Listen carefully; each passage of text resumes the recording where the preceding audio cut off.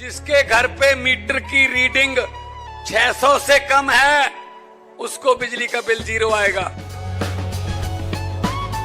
मेरा बिजली ਦਾ ਬਿੱਲ ਪਹਿਲਾਂ 1 ਸਾਲ ਪਹਿਲਾਂ ਆਵਾ ਤਾਂ ਤੇ ਹੁਣ ਵੀ 1 ਸਾਲ ਹੋ ਗਿਆ ਵੀ ਆਂਦਾ ਨਹੀਂ ਹੈਗਾ ਜਦ ਆਹ ਭਗਵੰਤ ਮਾਨ ਦੀ ਸਰਕਾਰ ਬਣੀ ਆ ਜੀ। ਮੁੰਡਾ ਸਾਨੂੰ ਛੋਟਾ ਕਹਿੰਦਾ ਪਿਛਲੀ ਵਾਰੀ ਬਿੱਲ ਕਿੰਨਾ ਆਇਆ था माँ 3500 रुपया कहना ऐसी 0 आया माँ फिर ऐसा मुख्यमंत्री पूरे इंडिया में बनना चाहिए।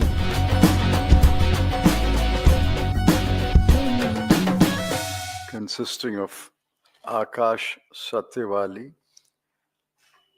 Sneha Elizabeth Koshi, Ashmi Sharma, and Ishan Krishna. They have produced a splendid report called Real State of the Economy 2025.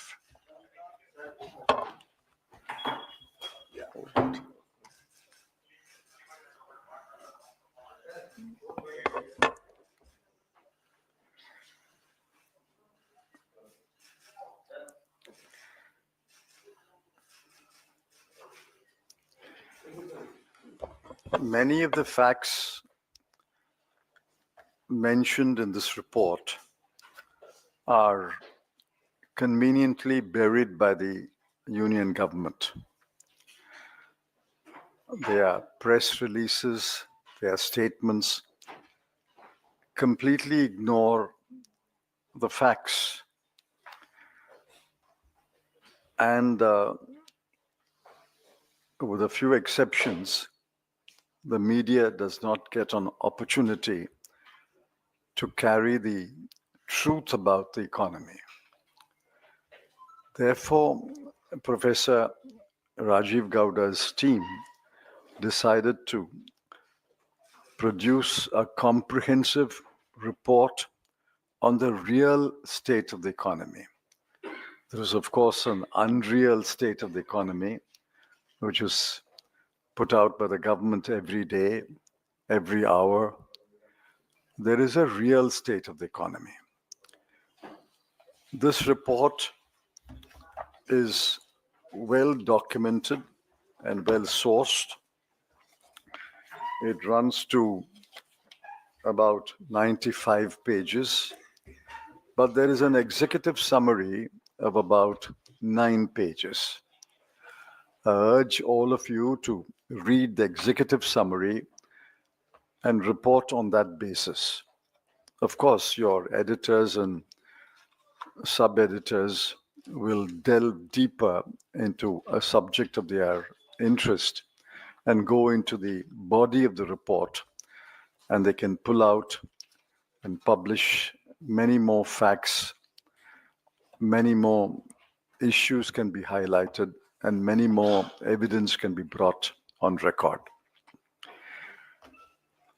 Briefly, the economy is in a slowdown. That cannot be denied at all. However much the government may try to do that, the economy is a slowdown, and it is maybe falling up to 2% of the previous year's growth.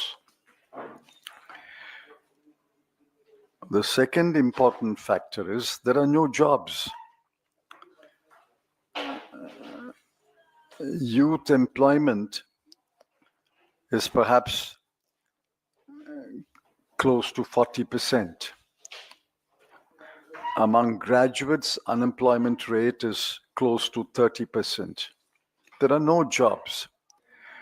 Despite the letters handed over from time to time by the Honorable Prime Minister, that jobs are being created. Those letters of appointment are filling jobs already vacant. They are not creating jobs. The third is wages have stagnated for 4 or 5 years, especially rural wages, agricultural wages, daily workers. Wages have stagnated for 4 or 5 years. In the meanwhile, inflation is raging. look at food inflation, education inflation, and healthcare inflation. All are in double digits. Food, education, and healthcare inflation are in double digits. While inflation has been raging for 2 or 3 years, and in many cases in double-digit inflation, yet the wages have stagnated. And finally, there's huge inequality. Nobody's denying that the upper crust of 1% is extremely wealthy. I concede even the middle class, the top 20 or 30% may be better off. But what about the remaining 70%? The population lives on about 100 to 150 rupees a day. That is 50% of India's population lives on about 100 to 150 rupees a day. There's huge inequality. And that gap between the rich and the poor is growing. And government has done nothing to address this inequality. Now we can go examine the reasons why we have come to such a pass.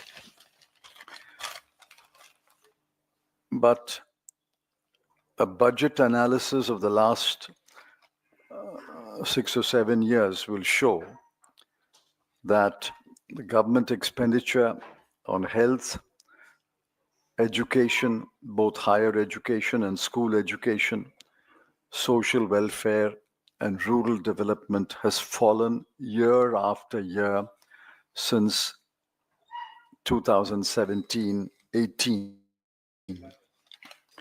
Allocations for major welfare programs have fallen steeply over the last 7 to 8 years. With that brief introduction, I request Professor Rajiv Gowda to make a very, very brief PowerPoint presentation, and then we can take a few questions at the end. Thank you.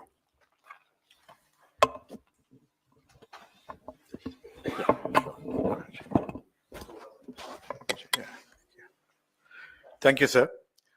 I just want to give you the key highlights of the report that Mr. Chidambaram has just released. That report will be shared with you immediately after the press conference.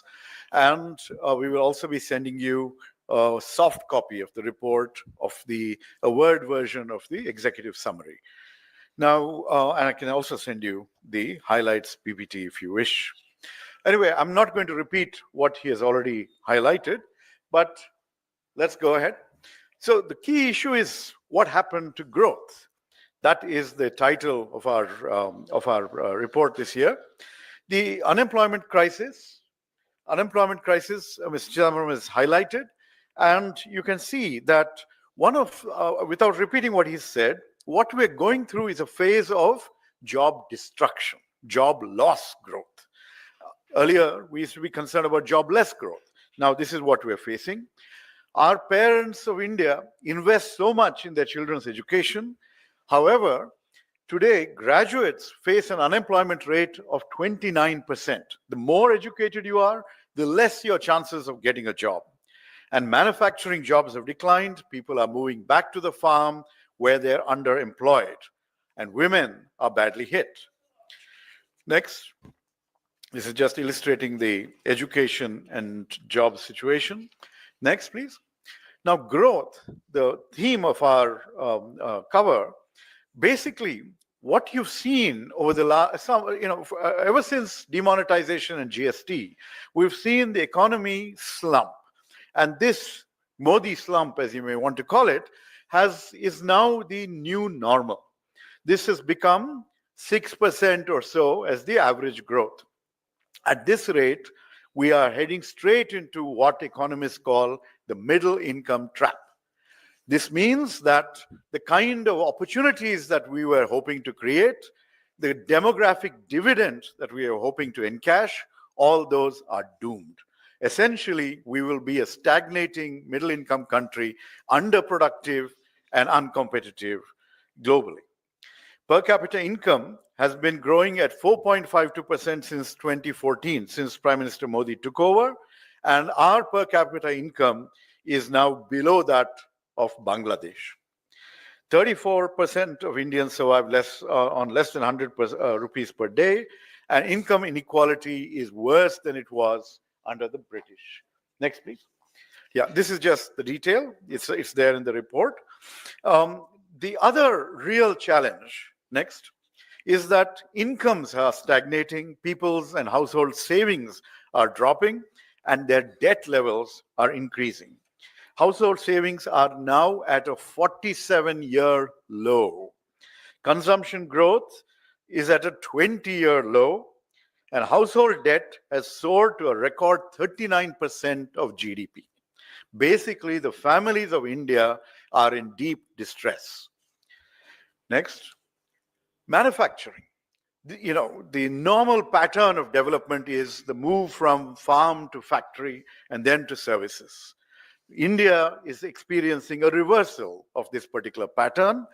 And you all recall the Independence Day speech when Prime Minister Modi announced Make in India. And it's been a decade since that moment. And if you look at the targets, the target for Make in India was to increase manufacturing growth to 12 to 14% per annum. Since that period, it has averaged 5.8%. He wanted to increase the share of manufacturing in GDP to 25% by 2022. Last year, the share has remained stagnant at 15.8%. Number of jobs in manufacturing have come down by half between 2016 and 21. And he announced that he would create 100 million jobs in manufacturing by 2022. Instead, we've seen the workforce decline from 12.6%. You're all aware that even after that massive corporate tax cut that was delivered to the private sector, they have not had the confidence in the leadership of the economy, in the guidance that the government gives, and has therefore chosen not to invest. Without investment by the private sector, there are no jobs being created, and economic slowdown is very, very apparent. In the last financial year, 23 to 24, new project announcements have fallen by 21%. Exports used to be more than 25% of GDP under the UPA, under Mr. Chidambaram. Today, they're below 20% of GDP, and our import dependence on China has surged by more than 83% since 2019-20. FDI has been falling. In 2023, it had come down to 0.8% of GDP. That means the world also is losing confidence in India's economic management. And 21,300 high net worth individuals have left the country between 2022 and 2025. These are people who otherwise should have been investing here. Next, what about the poor? Well, welfare schemes across the board are under attack. Mr. Chidambaram talked about the cuts in health, education, and other welfare programs. Well, you know what the impact is. Chronic malnutrition affects 38% of India's children even today. There have been budget cuts to the National Food Security Act, to the PM Matruvandana Yojana, to Mahatma Gandhi, Manrega, and health allocation is now less than 0.27% of GDP. Manrega is the unkindest cut. It is supposed to be a demand-driven program. It is the right of people to get 100 days worth of employment, but not even 45, 50 days are being provided. A lot of people are being axed from the payrolls. And again, a large number of people are being kept out because of the glitches in the Aadhaar-based payment system. If a lot of the budget allocation that you see for Manrega is being used for previous year payments and is not actually the amount that is going to those who are in distress. Next, farmers are hurting. You see this in the borders of Delhi. Agricultural growth, after a blip, has fallen to 1.4% in 23-24. The old story, MSP according to Swaminathan formula, which was promised, has never been delivered. The Pradhan Mantri Fasal Bima Yojana is benefiting the insurance industry and not our annadatas. And over 55% of farm families are in debt to the tune of nearly 1 lakh each. And more than 1 lakh farmers have committed suicide between 2014 and 23. Inflation is worsening. The cost, remember the thalinomics that one of our economic advisors had announced some years ago? Well, in the last year, the cost of a home-cooked thali has gone up by 10%, when wages and incomes are not going up. Excise duties on petrol and diesel. Over the last decade, they've increased by over 100% for petrol and 343% for diesel. This affects the entire economy and especially affects the poor who depend on these fuels for transport and for farm inputs, etc. And of course, the spectacular fall of the rupee over the last decade, and especially over the last year, from 58 per dollar in 2014 to more than 86 per dollar today. So this is going to make imports even more expensive at a time when there's so much global uncertainty. And finally, the last 3 sections of this report cover crony capitalism, the attack on various institutions, and NDA equals no data available. So as you know, the banks, the public sector banks especially, have written off nearly 10 lakh crores over the last 5 years. This is your money and my money that is being just waved off, and people who had borrowed are getting away scot-free. The Adani Group, the government's favorite group, their debt has gone up by more than 1.1 lakh crore, and the substantial investments in these companies is from our own Life Insurance Corporation of India and the State Bank of India. One of our former deputy governors of the Reserve Bank, Viral Acharya, he has published a report showing that 5 groups are monopolizing 40 major sectors of the economy. So what you're seeing is concentration rather than dispersion and competition within the economy. What else when we talk about a weakening of institutions, the RBI has been squeezed and forced to give huge dividends to the government. So also public sector banks, public sector undertakings, which could have used these resources for additional growth. Further, you know that agencies have been misused left and right in the great extortion racket called electoral bonds. And that information all of you have seen after the Supreme Court decision. And finally, inconvenient data is constantly suppressed. For example, in 2017-18, the periodic labor force survey showed that unemployment was at a 45-year high. And as is typical of this government, they rejected it, they called the data flawed, and basically anything that reeks of bad news, instead of treating those as warning signs, the government just hides that data, rejects that data. Basically, the emperor has no clothes, the economy is in deep distress. And now request Supriya Srinath to speak to you about this and give you the highlights in Hindi. Oh, sorry.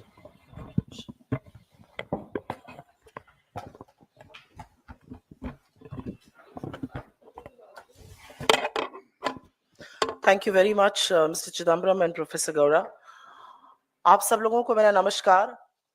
अगले 48 घंटे में union budget आना है और कल economic survey आएगा और हवाई बड़े बड़े दावे किए जाएंगे, लेकिन असलियत क्या है उसका संक्षिप्त विवरण मैं हिंदी में कर देती हूं। श्री चिदम्बरम ने आपको डिटेल्ड एक समरी अंग्रेजी में दी और प्रोफेसर गौड़ा ने आपको डेटा और तथ्यों के साथ, आंकड़ों के साथ ग्रोथ से लेकर नौकरी तक समझाया। लेकिन क्या ये सिर्फ आंकड़ों की बात करने की प्रेस कॉन्फ्रेंस है? क्या जब रियल स्टेट ऑफ इकोनॉमी की हम बात कर रहे हैं, और मैं संक्षिप्त में, बहुत ही छोटे संक्षिप्त उसमें आंकड़े जो बताए गए अंग्रेजी में, उसमें हिंदी पे बोल देती हूं, क्या ये सिर्फ आंकड़ों की बात है या इनके पीछे छिपे चेहरे, इनके पीछे कहानियां, इनके पीछे दर्द, इनके पीछे तकलीफ, इनके पीछे दिक्कतें झेलता हुआ एक हिंदुस्तान है? और उनके कुछ चेहरे मैं आपको यहां पर दिखा दूंगी। जैसा कि कहा गया, आज की तारीख में युवाओं की बेरोजगारी भयावह है। अगर आप स्नातक हैं, ग्रेजुएट हैं, तो 29% लोग बेरोजगार हैं। दिक्कत की बात यह है कि मैन्युफैक्चरिंग में एक बब्बर शेर बनाया गया था, मेक इन इंडिया का, वो कागजी शेर निकला और मैन्युफैक्चरिंग की नौकरियां लगातार गिरती जा रही हैं। मैन्युफैक्चरिंग का शेयर इकोनॉमी में 25% होना था 2022 में, वो महज 15% के थोड़ा सा ऊपर है। असलियत यह है कि बड़े बड़े हवाई क्लेम किए गए, लेकिन पिछले 10 साल में नरेंद्र मोदी के शासनकाल में जीडीपी ग्रोथ रेट मात्र 6% थी, जो कि यूपीए के 10 साल के 7.6% से कहीं कम है। असलियत यह है कि बगल वाले बांग्लादेश का पर कैपिटा इनकम हमसे आज की तारीख में ज्यादा है। असलियत यह है कि कर्जे का बोझ हिंदुस्तान के आम परिवार झेल रहे हैं, किसान झेल रहा है, महिला झेल रही है, युवा झेल रहे हैं, बेरोजगार झेल रहे हैं। असलियत यह है कि गोल्ड लोन, अपने सोने को गिरवी रखकर आज लोग घर चलाने को मजबूर हैं। तो जो मंगलसूत्र छीनने की बात करते थे, वो खुद मंगलसूत्र छीन रहे हैं। असलियत यह है कि कॉर्पोरेट टैक्स, जो बड़े बड़े पूंजीपति, बड़े बड़े उद्योगपति टैक्स देते हैं, वो आजाद हिंदुस्तान में पहली बार इनकम टैक्स से कम है, और हम और आप इनकम टैक्स और जीएसटी के तरह से टैक्स ज्यादा दे रहे हैं। गरीब आदमी का गला ज्यादा रेता जा रहा है। बहुत चरण वंदन करते हैं टीवी चैनल पर आकर, और अगर आप सामने उनके माइक लगा दीजिए, लेकिन हिंदुस्तान के पूंजीपति नरेंद्र मोदी जी की नीतियों पर विश्वास नहीं करते हैं। वो इन्वेस्टमेंट करने को, निवेश करने को नहीं तैयार है, और इसीलिए निवेश की जो दर है, इन्वेस्टमेंट का जो रेट है, वो लगातार गिरता गया है। असलियत यह है कि लाल आंखें दिखानी थी चीन को, लेकिन चीन के साथ व्यापार सबसे ज्यादा किया नरेंद्र मोदी ने, और 83% से ज्यादा ग्रोथ चीन से आए हुए, आयात किए हुए सामान की हुई। हमारे डोमेस्टिक कैपिटलिस्ट को, डोमेस्टिक उद्योगपतियों को तो नहीं भरोसा है। एफडीआई का जो एक झुंझुना बजाया जाता था, वो भी थम गया है। विदेश के लोगों को भी मोदी जी की नीतियों पर, उनके शब्दों पर भरोसा नहीं रह गया, और इसीलिए एफडीआई भी गिर रहा है। असलियत यह है कि अगर लोगों के पास देश छोड़कर बाहर जाकर बसने का मौका है, बाहर जाकर निवेश करने का मौका है, तो असल में वो कर रहे हैं। 21,000 से ज्यादा हाई नेटवर्थ इंडिविजुअल्स ने इस देश की नागरिकता छोड़ दी है। कोई सरकार क्या करेगी? वो गरीबों पर ध्यान देगी, शिक्षा पर ध्यान देगी, स्वास्थ्य पर ध्यान देगी, वेलफेयर पर ध्यान देगी, सामाजिक कल्याण पर ध्यान देगी। लेकिन आपको सुनकर आश्चर्य होगा कि मोदी सरकार ने एजुकेशन का, शिक्षा का, स्वास्थ्य का, सामाजिक कल्याण का बजट लगातार पिछले 7 से 8 सालों में घटाया है। बातें ये जो भी कर ले, असलियत यह है कि किसान, 55% किसान कर्जे के बोझ के तले दबे हुए हैं। असलियत यह है कि महंगाई से लोग त्रस्त हैं। महंगा आटा है, महंगी दही है, महंगी सब्जियां हैं, महंगी शिक्षा है। रुपया जो कि दुबला होता जा रहा था जब नरेंद्र मोदी इस देश के एक मुख्यमंत्री थे, उनको 58 पे दिया गया था, श्री चिदम्बरम ने उनको 58 पे दिया था, वो 87 पर पहुंच गया है। असलियत यह है कि जो चंद पूंजीपति मोदी जी के जिगर के टुकड़े हैं, उनको सारी सुविधाएं मिल रही हैं, उनके लिए नीतियां बन रही हैं।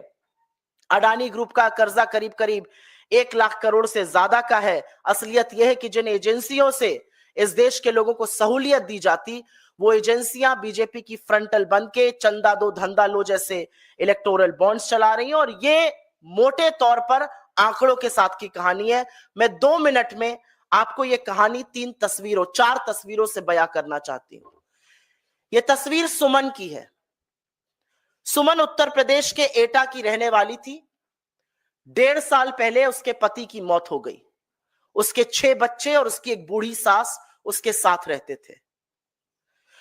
उसने 50,000 का कर्जा भी लिया घर चलाने के लिए। एक दिन जब वो आटा निकालकर रोटी बनाने के लिए गई, तो सिर्फ 6 रोटियां बन पाई। 6 रोटियों का आटा था, 8 लोग खाने वाले थे। सुमन ने सल्फास खा के अपनी जान दे दी और जान देते वक्त अपनी बड़ी बेटी से कहा सबका ध्यान रखना। यह है कर्ज, यह है आर्थिक तंगी, यह है बदहाली। यह तस्वीर है झांसी के रामकिशन किसान की। 1-2 साल से उनकी फसल बर्बाद हो रही थी। उन्होंने कर्ज लिया था, उस कर्ज को वो अदा नहीं कर पा रहे थे, बेटी की शादी के लिए कर्ज लिया था। परेशान होकर और आगे स्थिति संवरती ना देखकर उन्होंने हताश होकर अपनी जान ले ली। ये 55% वो किसान हैं जो आज कर्जे के तले दबे हुए हैं। ये आंकड़े नहीं है, ये चेहरे हैं, ये असल कहानियां हैं, ये असल लोग हैं हिंदुस्तान के। यहां पर एक तस्वीर एक युवा दंपति की है, संचिता और हरीश। ये घटना जुलाई 2024 की है। हरीश ने एमबीए किया था, उसकी नौकरी चली गई, बहुत हाथ पैर मारे, नौकरी नहीं मिली। हरीश ने बनारस का रहने वाले थे, अपने घर में फांसी लगा के जान दे दी। और जब यह खबर उसकी पत्नी संचिता को मिली तो उसने गोरखपुर में अपनी जान दे दी। यह बेरोजगारी है इस देश की, यह आंकड़ा नहीं है, ये चेहरे हैं, ये असलियत है। आर्थिक तंगी से 22,000 से ज्यादा लोग अपनी जान दे चुके हैं। और ये फोटो बस एक पुणे की ऑफिस की दिखा रही हूं आपको। 100 लोगों के फ्रेशर्स की नौकरी लगनी थी और लाइन का अंत नहीं हो रहा था। हजारों लोग 100 लोगों की लाइन में लगे हुए थे। ये पुणे की तस्वीर है। ये जो आर्थिक स्थिति आपको बताई और इसके बाद आपके सवालों का स्वागत रहेगा, ये जो आर्थिक स्थिति आपसे साझा की गई है, ये आंकड़े नहीं है, ये हिंदुस्तान की वो असलियतें हैं जो ये चेहरे बयां कर रहे हैं। वो बेबसी, वो दर्द, वो तकलीफ जिसको सुनकर नरेंद्र मोदी और उनकी सरकार के लोग कहते हैं हम लहसुन प्याज नहीं खाते, पकौड़े तल लो, हम 5वीं अर्थव्यवस्था बन गए। आप चांद पे पहुंच जाइए, अगर सुमन को आटे की तंगी से जान देनी पड़ रही है तो लानत है आपकी सरकार पर, लानत है आपके हवाई वादों पर। क्योंकि आपकी किताबों में मौसम बहुत गुलाबी है, लेकिन वो सारे दावे झूठे हैं, वो आंकड़े किताबी हैं, ये असलियत है। आपके सवालों का स्वागत है। Your questions are welcome. Please direct them to the architect of this report and of course Mr. Chidambaram. You want to just shut this?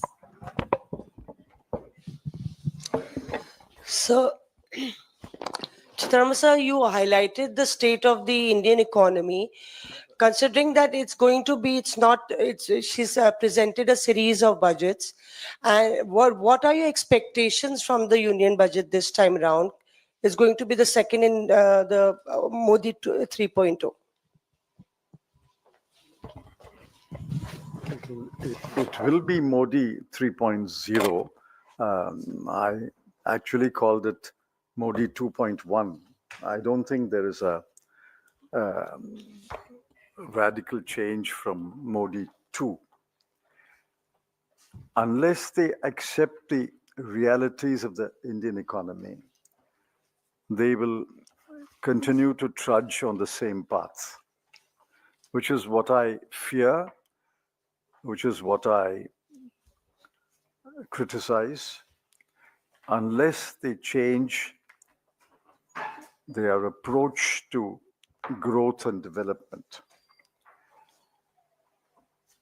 and they adjust their fiscal and monetary policies accordingly, I'm afraid it'll be more of the same, but I don't wish more of the same.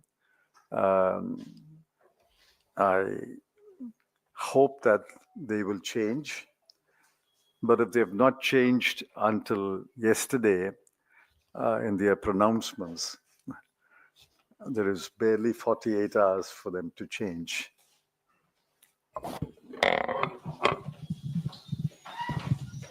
Mr. Chidambaram, you were talking about, I hope they change and everything else. And what you have put out in your report very categorically says that there is stagnation in terms of salaries and everything else. And what is required for growth is something that it needs a transformational change. Having said that, we are told that the government is attempting a direct tax code, which the UPA also attempted to do so. And somehow didn't go forward. Now I think the Prime Minister and the Finance Minister are keen on simplifying things to a great extent. Do you think that this will help to give a new fervor to the middle class, which has been stagnating in the last, as per your report, and has been seen with growth really going forward, not going forward? Direct taxes are a small part of the economy.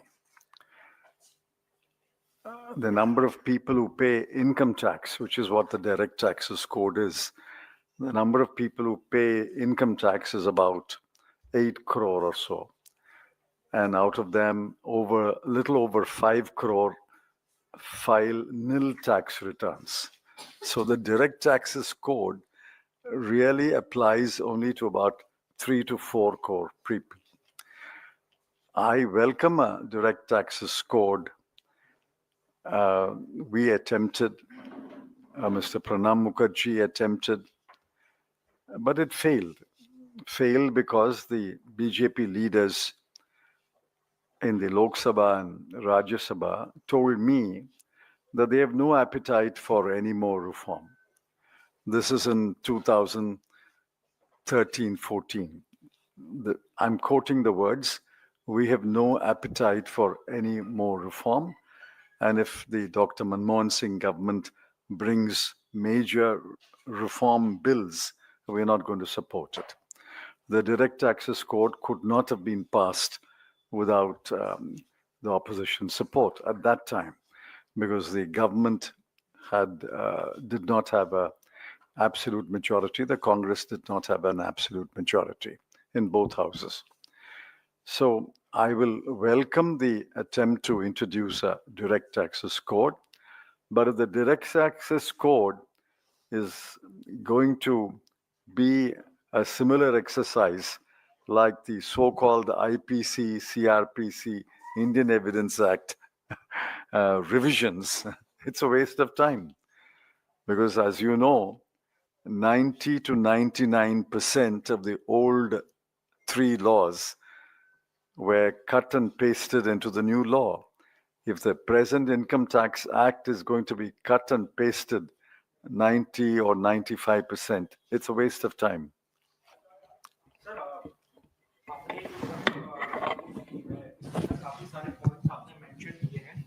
क्या इनमें ये भी points हैं या कोई suggestion है जो government को बताए कि इससे हम लोग ओवरकम कर सकते हैं इन सिचुएशन से? क्या ऐसा भी है इन बुक्स में? Are there any suggestions? देखिए ऐसा है, इसका जवाब मैं चाहती हूँ प्रोफेसर गौड़ा दे, लेकिन आपसे सिर्फ ये बताना चाहते हैं, सबको पता है कि असलियत क्या है इकोनॉमी की। सरकार आंख पे पट्टी बांध करे, उनको भी पता है, लेकिन वो डॉक्टर है जिसके पास जब आप जाकर बताते हैं कि मेरे पेट में दर्द है, तो वो मानने को ही तैयार नहीं है। जब वो समस्या को मानने को तैयार नहीं है, तो समाधान कैसे मिलेगा? पर प्रोफेसर गौड़ा इस पर आई थिंक ज्यादा detailed.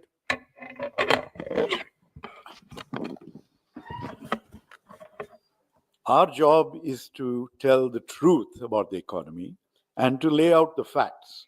The government's job, that's why they've been elected, is to actually act on the facts and find solutions. If you want solutions, look at our manifesto. They've already done that. They've taken our apprenticeship program and turned that into some version of an internship program.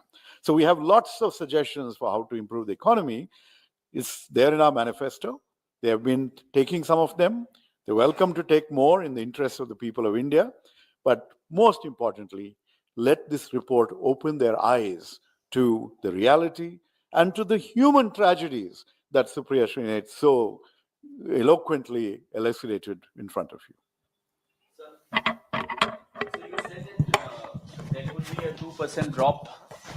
So you said that there could be a 2% drop in the GDP levels. I said there has been. There has been a 2% drop. So going forward, do you also fear that the economy could go into recession? And how do you look at the government's claims that it is one of the fastest growing economies and so on? The economy will not go into a recession. I've explained that many times. Even if there's no government in India, we will grow at between 4 and 5%, because the farmers, the workers, the small industries continue to produce food grain and other things and services. India's economy will not go into a recession. question is how much more, how much higher than the 4 to 5% can the government's policies make. This government's policies added about 1 to 1.5%, maximum of 2% to the inherent growth rate. But that's not sufficient. I pointed out in one column that we are indeed the fastest growing economy in the world. But please remember, growing at 2.7% last year, the US added $787 billion to GDP in that 1 year.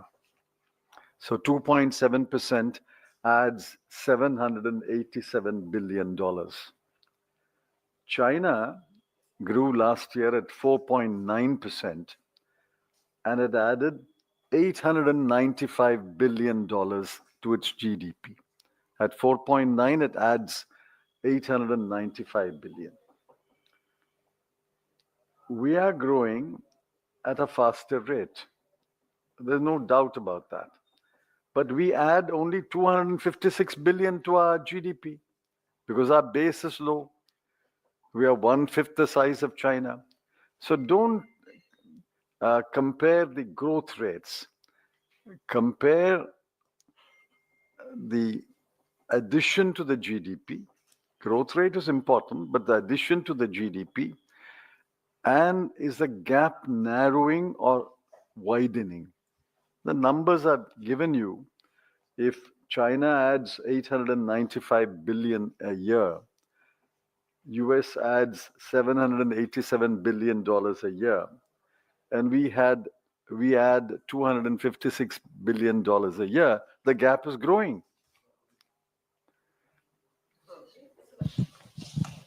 When Congress talks about the economic crisis,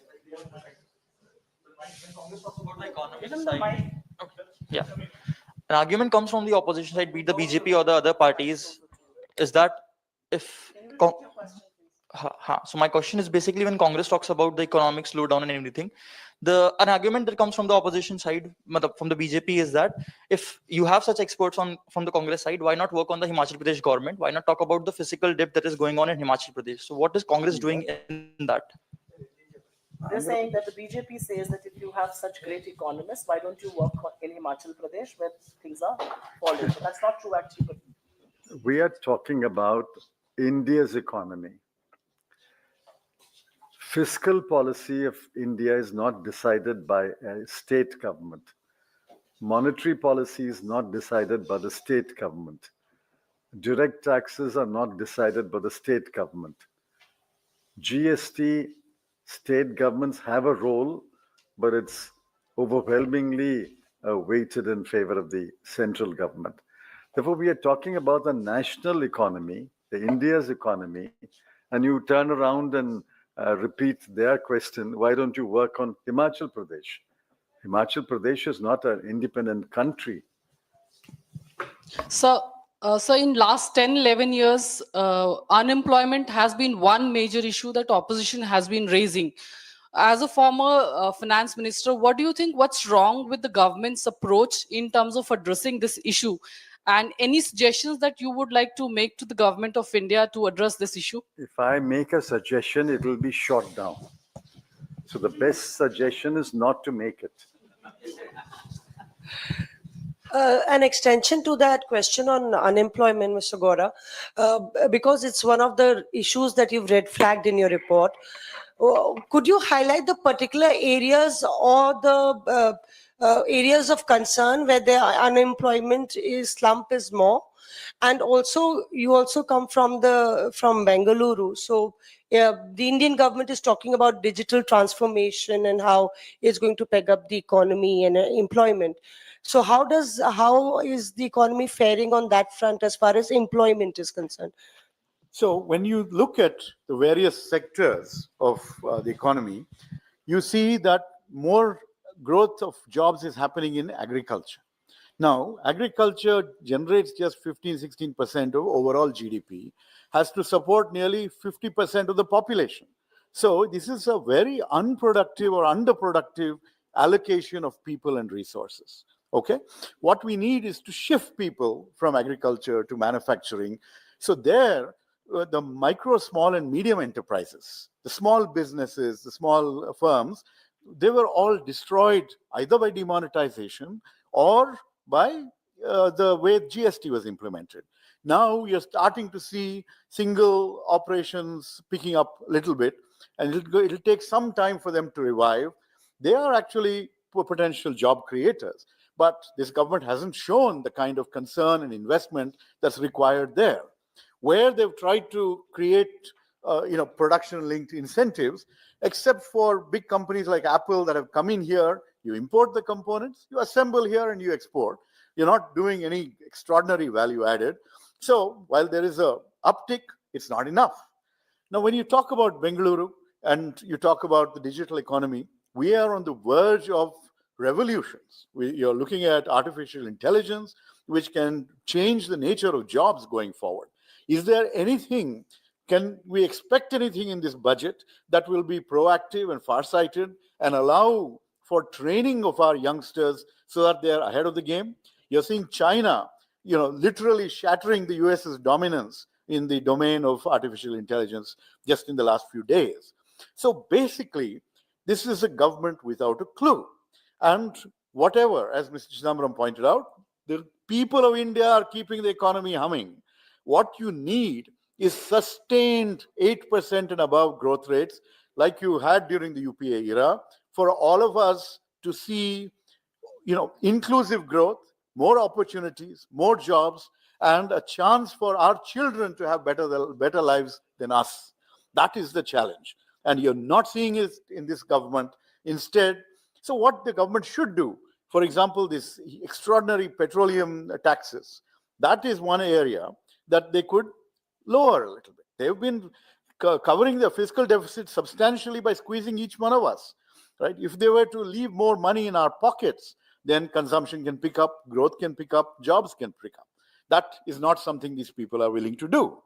Instead, what you see is more allocations towards cronies and the rest of us in the hands of God. I would like to add something to this list for people right here. मुझे बहुत खुशी है कि आज अर्थव्यवस्था पर आप लोग इतने सारे उत्सुक सवाल पूछ रहे हैं. आप सब जानते हैं असलियत क्या है, आप देखते हैं असलियत क्या है सड़कों पर, आप वो सवाल पूछ रहे हैं. लेकिन आपके जो साथी प्राइम टाइम शोज करते हैं, डिबेट्स होते हैं, मैंने तो एक डिबेट महंगाई पर होते हुए नहीं देखा. मैंने एक डिबेट इस पर होते हुए नहीं देखा कि आईआईटी बॉम्बे में 34% लोगों का प्लेसमेंट नहीं हुआ. मैंने डिबेट होते हुए नहीं देखा कि किसानों की एमएसपी नहीं है, उन पर इतना कर्जा है. मैंने डिबेट होते हुए नहीं देखा कि हाउस होल्ड सेविंग्स 50 साल में अपने सबसे निचले स्तर में है. ये असलियत है हिंदुस्तान की. डिबेट किस पर होगा? कहीं पर खुदाई चल रही है, फलाने ने कुछ कह दिया, ढिमकाने ने कुछ कर दिया. मेरा अपना मानना है सरकार असलियत से भाग रही है, सरकार मुंह मोड़ रही है क्योंकि असलियत उनके लिए दिक्कत तलब है. लेकिन इस देश का जो चौथा स्तंभ है, जो मीडिया है, वो भी मुद्दों से भागकर मुद्दों से ध्यान इसलिए भटका रहा है क्योंकि सच जो सामने आएगा, जो ऐसी रिपोर्टें हैं जिसमें ये सच कैद है, वो रिपोर्टें असहज करती हैं सरकार को. मैं आप में से बहुतों के न्यूज चैनल पर जाती हूं और वहां पर जब मैं तथ्य और आंकड़े रखने लगती हूं तो तुरंत डिबेट को दूसरी तरफ मोड़ दिया जाता है या ब्रेक ले लिया जाता है. तो मुझे लगता है कि मीडिया जो 2014 से पहले अर्थव्यवस्था पर उत्सुकता दिखाता था, सवाल पूछता था, डिबेट करता था, कटघरे में खड़ा करता था, इस प्रेस रूम के बाहर निकलकर भी ऑन स्क्रीन ये काम जरूर होगा. Do you want to answer any other questions other than this? What other questions? Ask. We want to stick to this report today.